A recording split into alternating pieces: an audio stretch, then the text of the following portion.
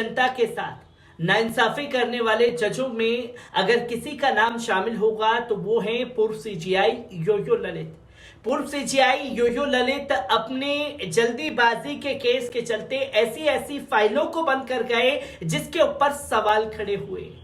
जहां बाबरी मस्जिद के दोषियों को लेकर के एक उम्मीद लोगों को थी कि शायद बाबरी मस्जिद के दोषियों को सजा मिल जाए, तो बाबरी मस्जिद से जुड़ी फाइल को ही बंद करने का काम सीजीआई योयो ललित द्वारा किया गया। तो वहीं गुजरात दंगे की फाइलों को बंद करने का काम सीजीआई योयो ललित द्वारा किया गया। ज़किया जाफरी के साथ हुई नाइंसाफी के फैसले पर भी मोहर लगाने का काम सीजीआई योयो ललित द्वारा किया गया। और एक केस जो कि निर्भया से भी ज्यादा खतरनाक था, उस रेप केस में बलात्कारियों को रिहा करने का आदेश देने का काम भी सीजीआई योयो ललित द्वारा किया गया।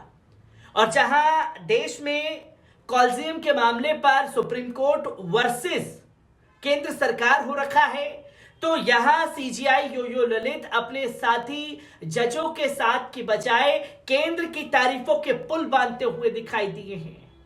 और रिटायरमेंट के बाद क्या कुछ बयान सीजीआई योयो ललित द्वारा दिया गया है, एक बार इस पूरी रिपोर्ट पर नजर डालते हैं।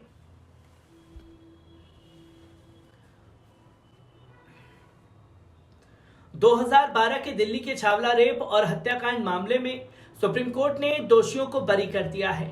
हाई कोर्ट और निचली अदालत ने इन्हें फांसी की सजा सुनाई थी। अब रिटायर्ड सीजीआई योयो ललित ने दोषियों को बरी किए जाने के फैसले पर पहली बार बयान दिया।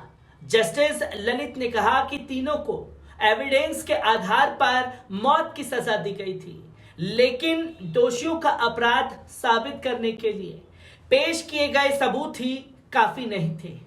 उन्होंने साफ तौर पर कहा कि इस मामले में फैक्ट्स इतने स्पष्ट नहीं थे।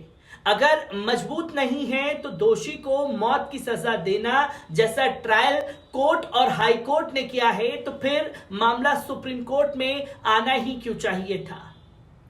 सुप्रीम कोर्ट के फैसले का बचाव करते हुए जस्टिस योयो ललित ने कहा कि फैक्ट्स पूरी तरह से एविडेंस पर आधारित थे, जिसके ऊपर सवाल खड़े किए गए, कई आर्ग्यूमेंट्स हुए और एविडेंस को फाइनल एविडेंस की तरह एक्सपेक्ट नहीं किया जाना चाहिए था।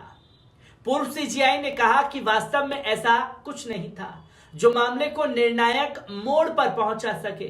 कानून के मुताबिक सबूतों की कड़ी आपस से जुड़नी चाहिए, क्योंकि संदेह का लाभ भी तभी मिलता है।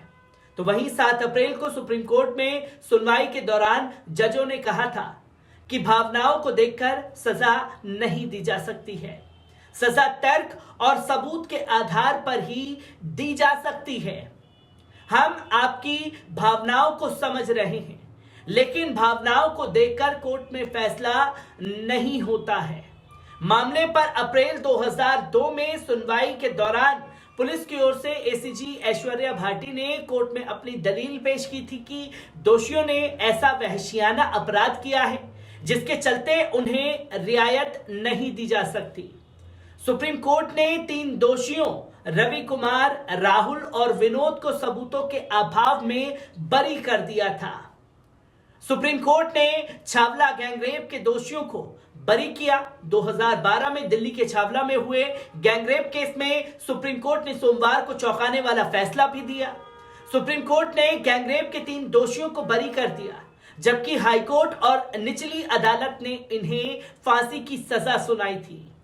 पीड़िता की मां बोली, सुप्रीम कोर्ट का यह अन्याय नहीं झेला जाता। 19 साल की बेटी के साथ गैंगरेप पर उसकी हत्या करने वाले आरोपियों के खिलाफ एक मां ने 10 साल लड़ाई लड़ी। आज नजरों के सामने सुप्रीम कोर्ट से उन्हें बरी होते देखा। वे ठीक से रो भी नहीं पा रही थी। मामला उठाने वाली एक्टिविस्ट ने कहा, अदालतों से भरोसा टूटा। मामले को उठाने वाली एंटी रेप एक्टिविस्ट योगिता भयान कहती हैं, हमने सोचा भी नहीं था कि अदालत ऐसा फैसला करेगी। ऐसे दरिंदों को फांसी ही होनी चाहिए थी। ये पता चला उन्हें बरी कर दिया गया है तो हमें विश्वास ही नहीं हुआ। ये रेप केस के मामले में बयान दिया गया। तो वहीं पूर्व सीजीआई कॉलेजियम सिस्टम को सर्वेक्षण सिस्टम कहते हुए भी दिखाई दिए।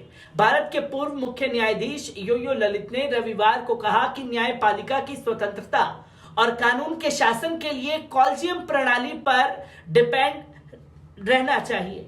ललित ने यह भी कहा कि अगर राष्ट्रीय न्यायिक नियुक्ति आयोग लाने का फैसला किया जाता है तो यह सरकार का विशेष अधिकार होगा। वे राष्ट्रीय न्यायिक नियुक्ति आयोग को लाएं। उन्होंने दिल्ली में अपने आवास पर मीडिया से बातचीत में कहा, लेकिन जब तक इसे नहीं लाया जाता है हमें स्थापित तंत्र का पालन करना होगा। उन्होंने आगे ये भी कहा कि अलग तौर तरीकों को अपनाने का प्रयास सही नहीं पाया गया। वास्तव में एससी ने असंवैधानिक पाया। ललित ने यह भी कहा कि अगर कॉलेजियम सिस्टम में सुधार की जरूरत है तो सभी संबंधित पक्षों के बीच बातचीत होनी चाहिए। मेरी राय में कॉलेजियम प्रणाली सबसे अच्छी प्रणाली है। इसने प्रभावी ढंग से काम किया है। न्यायाधीशों की सेवानिवृत्ति की आयु बढ़ाने के लिए सवाल पर यो ललित ने कहा कि जिस देश में प्रतिभा बहुत अधिक है वहां न्यायाधीशों की सेवानिवृत्त होना सबसे अच्छा है ताकि नए न्यायाधीश आ सके। ललित ने यह भी कहा कि कर्नाटक का एक होनहार वकील था जिसके नाम की सिफारिश पदोन्नति के लिए की गई थी, लेकिन उसे प्रतीक्षा में रहना पड़ा। उन्होंने यह भी कहा कि उनका धैर्य खत्म हो गया था। उन्होंने अपनी सहमति वापस लेते हुए कॉलेजियम को एक पत्र लिखा था। सिस्टम प्रतिभा से वंचित हो गया। न्यायाधीशों की नियुक्ति में अपनाई जाने वाली प्रक्रिया के संबंध में यो ललित ने कहा कि इनमें स्क्रीनिंग और फिल्टरिंग के कई स्तर शामिल हैं। यो ललित ने कहा कि न्यायिक अधिकारियों और वकीलों के लिए निष्पक्षता के तत्व का ध्यान रखा जाता है, खासकर क्योंकि प्रतिभा को सबसे पहले एक मुख्य न्यायाधीश द्वारा ही देखा जाता है जिसे दूसरे उच्च न्यायालय से पदोन्नत किया जाता है। Justice MR. शाह और जस्टिस बेला एम.